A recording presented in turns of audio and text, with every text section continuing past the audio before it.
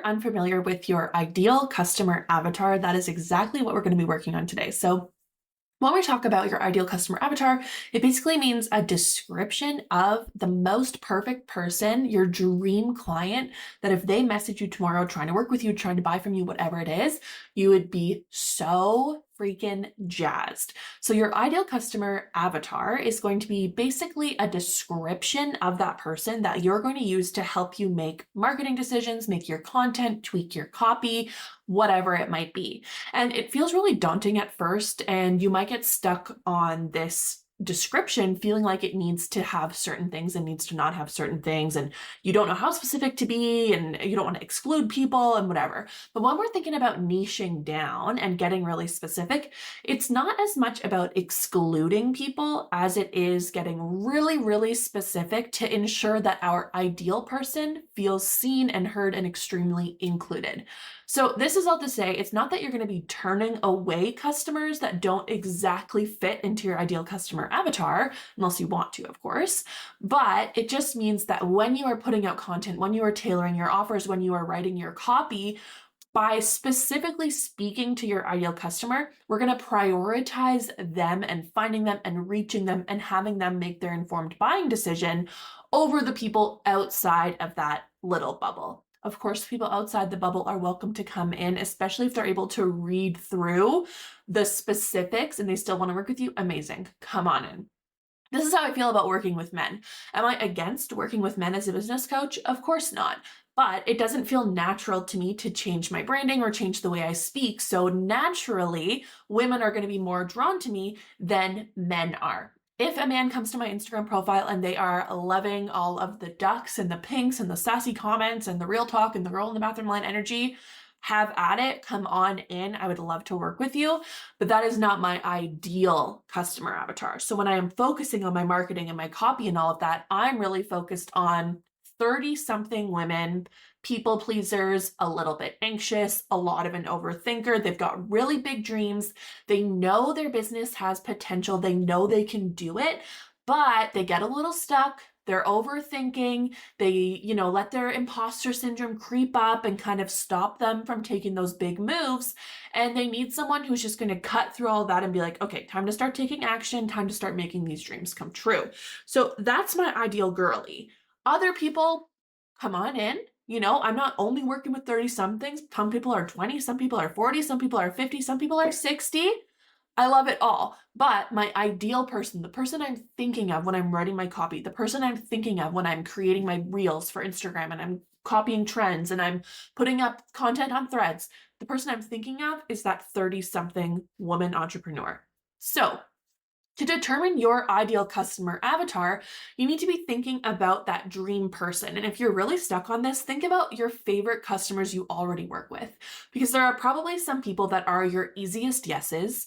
They are the people that have bought multiple things with you. They've signed up for multiple services. They keep coming back. Maybe they're like your number one fan, always commenting on your Instagram posts or reacting to your Instagram stories. They're always commenting on polls. They've recommended you to people, the people you genuinely love talking to, the people you genuinely love working with. When you see an order from them come in, you feel excited. When they opt into something, you're like, yes, they're the people that are going to be your ideal customer. Think about them. Think about the similarities that those people have, and then use that to be building out your ideal customer avatar. And another great thing to be doing is to be testing out messaging. And Threads is my favorite way to do this at the moment. If you're not on Threads, I know it feels overwhelming and so annoying to add in another social media platform, but Threads is pretty low stakes. You just put out text. You don't need to be worrying about the aesthetics of your feed or what you're saying or hooks or anything like that. You can put out so much content so quickly, and it's pretty low stakes. On Instagram, it feels pretty much impossible to go viral, but on Threads, you can have threads that are getting hundreds of thousands of views within a few days of using it. So just start pumping out content. You can post as much as once an hour on Threads, honestly. Just start saying things, just start sharing stories about yourself, trying to identify your ideal customer, putting out specific threads that you are wondering if it's going to catch their eye, and use it as market research. See what lands, see what descriptions of your ideal customer are actually getting some traction in that app. And then you can use that to really define who your ideal customer actually is. And this is something that we want you to be able to pull out very easily. It should be something on the tip of your tongue. Like how I rolled out my ideal customer and I told you, oh, she's a 30 something, she's anxious, she's an overthinker, blah, blah, blah. That whole spiel, I have said it over and over and over again, and the same should be true for you. This is also the same as your elevator pitch. These are aspects of your business that you shouldn't need to pull up the notes app on your phone to read through and remember who it is you're serving and what you do and how and the transformation. These are the things that you need to deeply understand and believe in so that you can be pulling out those key messages time and time again in your content, pulling out those key messages when you are networking in real life and someone comes up to you and says, what do you do? And you start fumbling. That means it's time to get back to foundations. That means it's time to get super clear on who it is that you're serving, what it is that you're offering, and basically the point of what you're doing. And there's always going to be a big why, a deeper meaning to what you're doing. And that's going to be what pulls your ideal customer in. Your ideal customers are buying from you as a person. They're buying into you as a person. And this is why personal brands and showing up as yourself on Instagram and on Threads has so much power right now, because people want to support people and they're going to buy from people that they like. So giving them the opportunity to get to know you, to nurture them, to develop that relationship with you, to build that trust with you is going to be really essential to actually seeing sales from your ideal customer. And some of your ideal customers will be able to make their informed buying decision very quickly. These are your driver buyers. They're gonna, stumble across your profile, give it a little glance through and be like, yes, this is exactly what I want, and go ahead and fill their cart with goodies from your store or sign up for your service, whatever it may be. You're gonna have other buyers, other ideal customers that are coming in that are gonna take a little bit more time. They're gonna need to develop some trust, see some testimonials, really consider their options, and then go from there. But either way, being really, really consistent in your content, in your messaging, in the stories that you're telling is going to be the number one way to build up that trust with your ideal customer.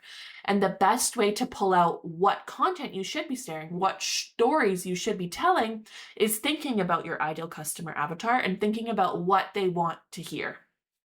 Now, a lot of the times your ideal customer avatar is actually very similar to yourself, or it's yourself a few years ago, because those are the people that you are going to just automatically relate to, obviously, so much on a deep level. Whether it's shared experiences, shared goals, shared career paths or dreams, hardships, whatever it is, when we have big things that link us together with another person, it's so much easier to create that bond, so much easier to create that trust. So if you're feeling super stuck on your ideal customer and thinking about your, favorite customers, your most loyal repeat customers didn't really drum anything up for you, just go ahead and think about yourself. Who are you as a buyer, as a person? What are your personality traits and what are the things that you catch yourself doing that are maybe super basic or you feel are really relatable to a lot of people? Those little tiny things that you probably are not even noticing about yourself are going to be really great in your copy and in your reels. So let's get specific for a second and talk about what that means. So for example, you might be looking for a story that is going to just make your audience laugh and make them connect with you because your focus is building up that trust and nurturing them. So you could bring up a story, for example, about how you went to a new store downtown and you had to parallel park and you tried and a bunch of cars stopped and you felt super awkward. So then you panicked and instead you drove away and parked 3 blocks away. Right? That is a story that is so nothing in your life, but so many people in your audience are going to have lived that exact same thing. And they're going to listen to it and be like, oh my gosh, that is so me. That is hilarious. You can do niche specific things as well.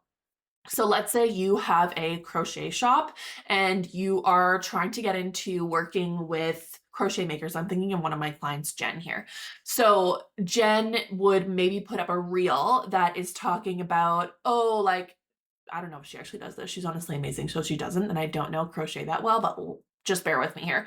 Let's say she has dropped a stitch. Is that a thing? I don't know. Let's say she's dropped a stitch. She can go on stories and be like, that feeling when you are almost done your project and then you drop a stitch. Like something like that's so simple, so mundane. People who are watching that, people who are consuming that are going to really, really relate to that type of content. Maybe you are a maker and you constantly forget one step of the process. Chances are other people are going to be doing the same thing.